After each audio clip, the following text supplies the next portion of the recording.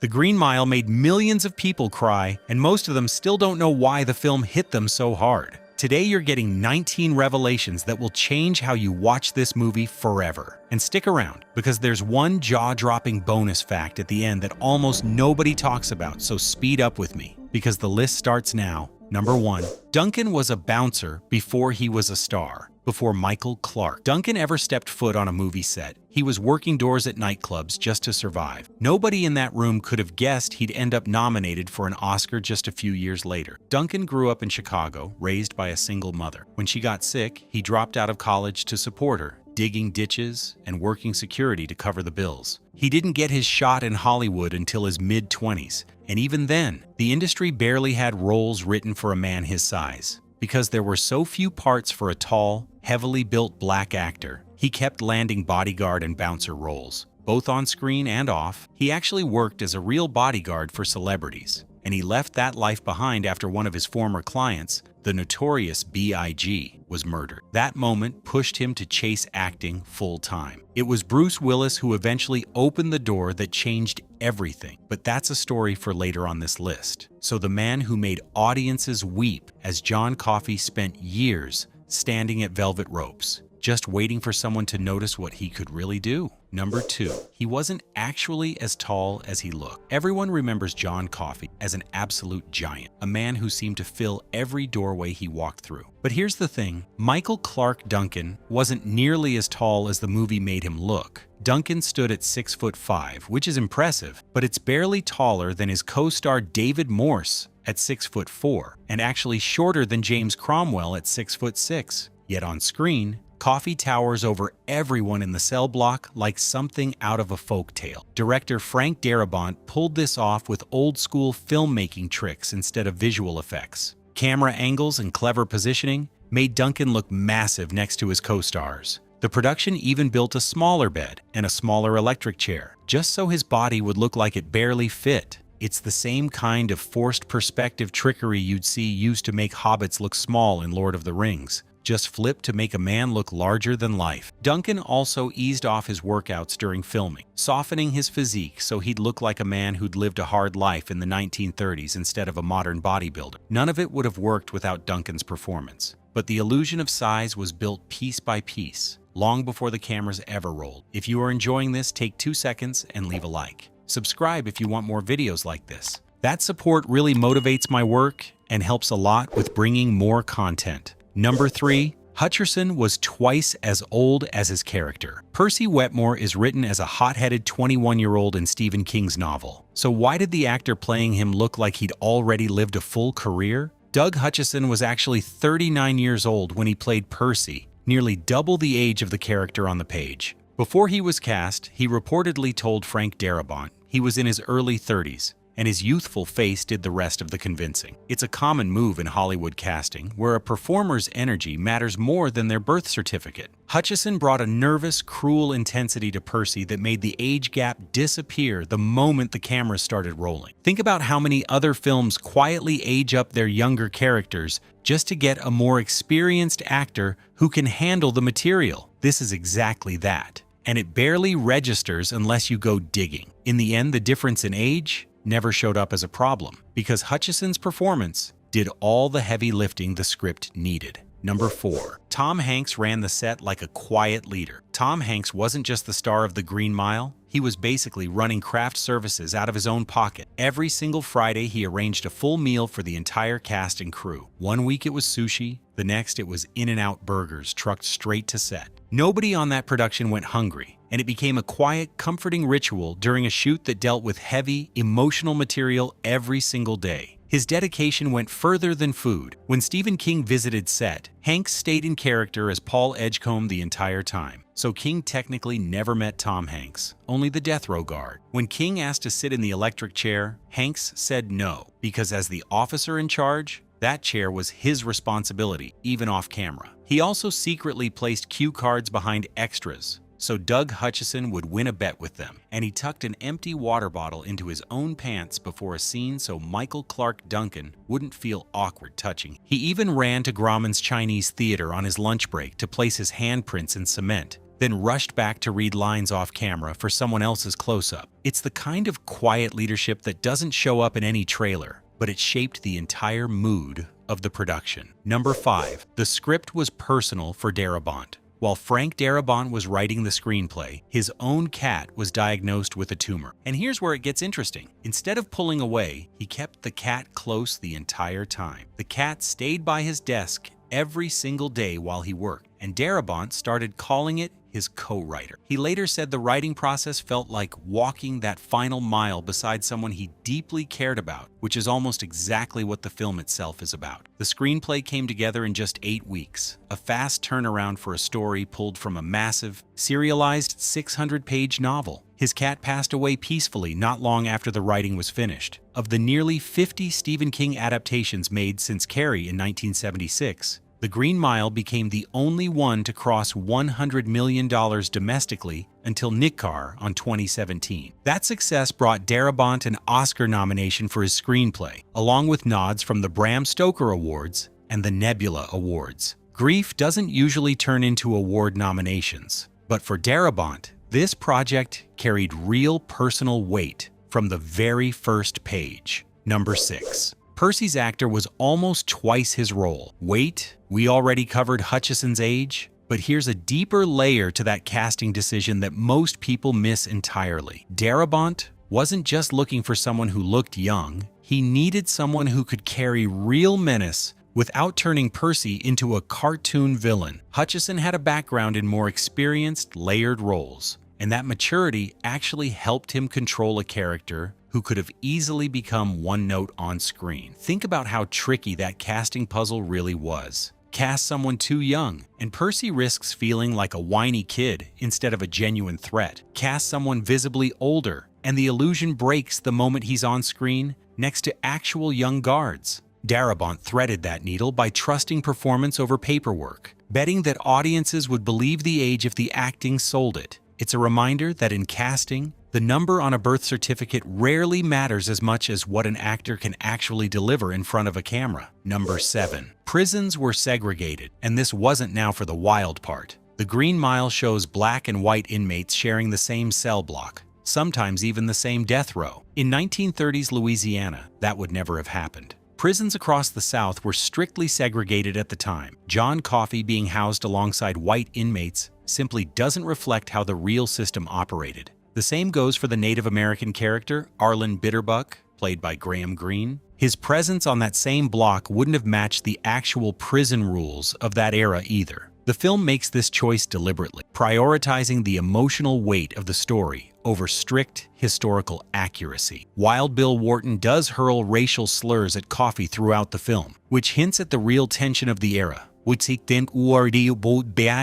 But the physical setup of the cell block itself smooths over a much uglier reality. It's a creative decision that lets the story focus on morality and humanity rather than getting bogged down in the segregation laws of the Jim Crow South. Whether that's the right trade-off is something film historians still debate, but it's a detail that changes how you might read the whole prison setting. Number 8. Mr. Jingles was actually 15 mice. That adorable little mouse who steals scenes on death row? He's not one animal, he's 15. According to the documentary about the making of the film, the production cast 15 different mice to play Mr. Jingles, with each one trained for a specific task. One mouse handled running across the floor, another handled balancing tricks on a tiny spool, and so on down the list. This kind of animal double system is standard practice for demanding shoots, similar to how multiple dogs might play a single character across a franchise, so no one animal gets overworked. It let the crew keep filming consistent without pushing any single mouse past its limits,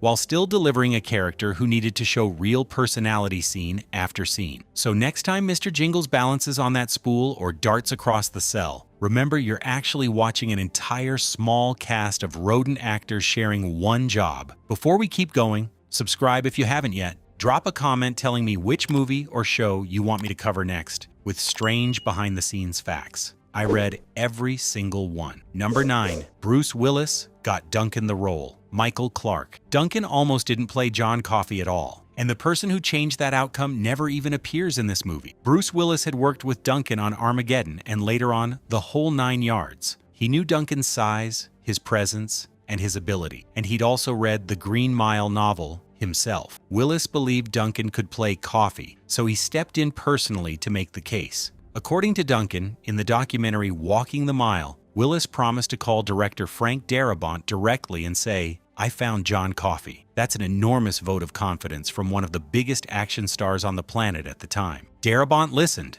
brought Duncan into audition, and just weeks before filming started in 1999, Duncan had the role that would define the rest of his career and earn him an Academy Award nomination. Without that one phone call, one of the most iconic performances of the decade might have gone to someone else entirely. Number 10. Juan Greer's final role almost went to Hanks. The elderly version of Paul Edgecombe, the one narrating the whole story, was actually first considered for Tom Hanks himself. Makeup tests just didn't sell the illusion of Hanks as a man in his hundreds, so the studio turned to veteran character actor Dabs Greer instead. Greer, known for his long run on Little House on the Prairie, was already dealing with serious health problems before filming even began. Darabont adjusted the entire shooting schedule around Greer's condition just to make it work. Greer delivered a quiet, weathered performance as the elder Edgecombe, and it turned out to be the final film role of a career, spanning over 60 years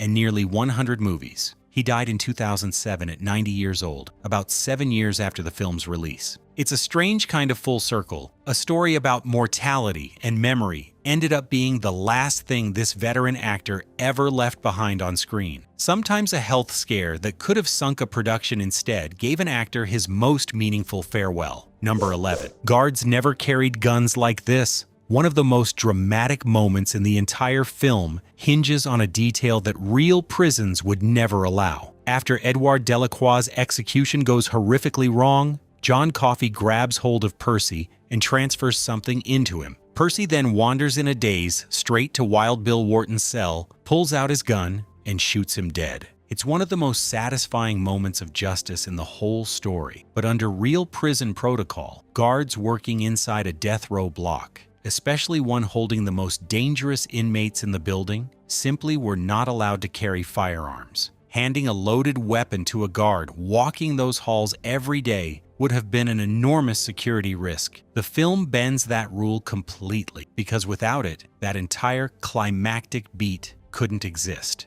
It's a classic case of dramatic necessity overriding real-world procedure, similar to how countless prison films quietly rewrite security protocols just to make the plot work. It's a small compromise with reality that delivers one of the most emotionally satisfying payoffs in the whole story. Number 12. Barnes snuck onto set to get cast. Rodney Barnes needed a stand-in role for Michael Clarke Duncan's larger frame, but here's the twist. The actor who got that job basically broke into the production to land it. Barnes hid inside the paddy wagon used to transport inmates to the prison set. He wasn't part of the crew, wasn't on any call sheet, and had no business being there. When he suddenly appeared, it caught director Frank Darabont completely off guard. But instead of throwing him off the lot, Darabont heard him out. Barnes explained he only did it for one reason. He wanted to meet author Stephen King, whose work he deeply admired. That kind of bold, borderline reckless move could have ended his career before it started. Instead, Darabont offered him the role on the spot. It's a reminder that sometimes the boldest, riskiest move is exactly what gets someone noticed in an industry built on connections and timing. Barnes took an enormous gamble just to shake a novelist's hand,